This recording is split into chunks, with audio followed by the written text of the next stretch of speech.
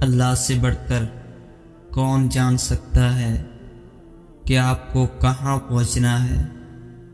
آپ کی دعائیں تو آپ کا راستہ آسان کر رہی ہیں، اور وہ تو خود کہتا ہے کہ تم چاہ بھی نہیں سکتے اگر اللہ نہ چاہے۔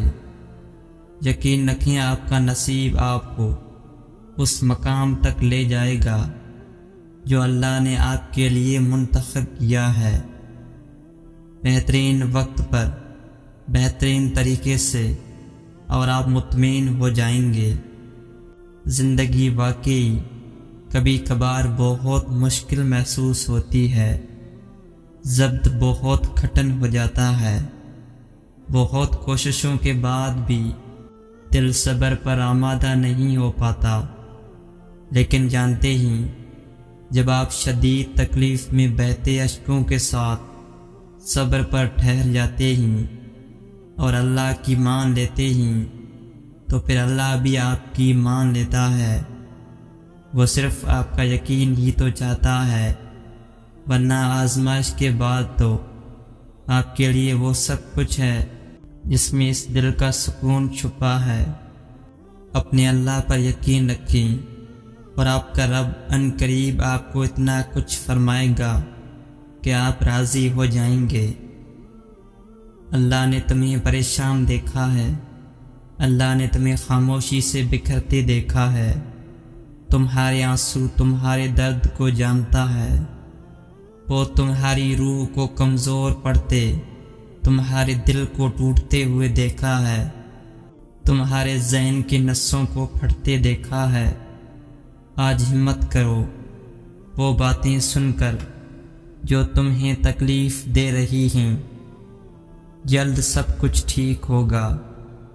زندگی میں بعض چیزیں ایسی ہوتی ہیں جو ہمیں اللہ سے جوڑے رکھتی ہیں، کبھی خواہشات کی صورت میں، کچھ آزمائشیں یا غم یا پھر یادیں۔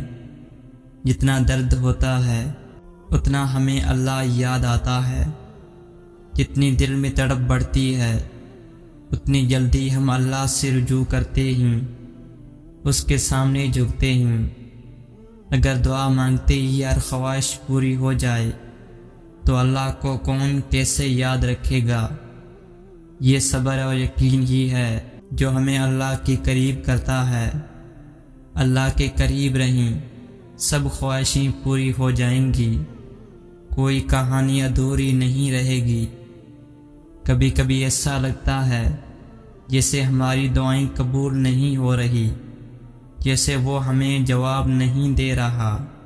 ایسا نہیں ہوتا، وہ ہماری سب دعائیں سنتا ہے، بہت غور سے، بہت پیار سے، ہماری ہر پکار پہ ہماری طرف دوڑتا چلا آتا ہے، اور ہماری ہر دعا کو اپنے پاس سنبھال کر رکھ لیتا ہے، کیونکہ وہ بہتر جانتا ہے کہ کسے کب اور کیسے دینا ہے۔ اس لیے نا امید مت ہو، ایک دن تمہیں وہ سب دے گا جس کے لیے تم نے اپنا ہر راستہ چھوڑ کر اس کے راستے کو اپنایا ہے۔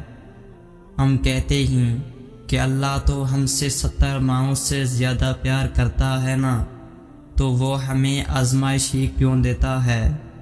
ہم کہتے ہیں کہ اللہ تو جانتا ہے کہ ہمیں کس چیز کی خواہش ہے، تو انتظار ہی کیوں کرواتا ہے، بن مانگے کیوں نہیں عطا کرتا؟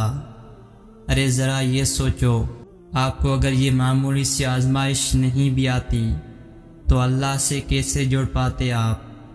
اگر دعا نہیں ہوتی تو اللہ سے ہم کلام کیسے ہو سکتے؟ مختلف ذریعوں سے ہم کلام کیسے ہو پاتے ہیں؟ اللہ پاک لے کر تو کبھی دے کر، لیکن آزماتے ہیں، اور وہ آزماتے انہی کو ہی ہیں جنہیں اپنے قرب سے نوازنا چاہتے ہیں۔ جان لو آزمائشیں وقتی ہوتی ہیں، جتنی جلدی آزمائش سے مایوس ہونے کے بجائے رب سے لو لگا لینا، اتنی جلدی آزمائش سے دستر بردار بھی ہو جاؤ گے۔ ایک بات ہمیشہ یاد رکھو، ہزاروں مسائل کا ایک حل ہے، وہ ہے توکل۔ جہاں توکل نہ ہو وہاں شکوے بھی نہیں ہوتے، جہاں توکل ہو وہاں دل کبھی بے سکون نہیں ہوتا۔ اگر پھر بھی لگتا ہے کہ ہمت باقی نہیں، اب تو جان لو وقت آزمائش اب ختم ہونے کو ہے۔